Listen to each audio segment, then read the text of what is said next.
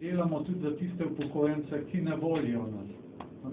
Zavzemamo se pa za celotno populacijo. Res pa je, če pa kaj ne dosežeš, pa vsi upokojenci pravijo, jaz ni nič dosegel. Če pa kaj dosežem, so pa vsi zasluženi.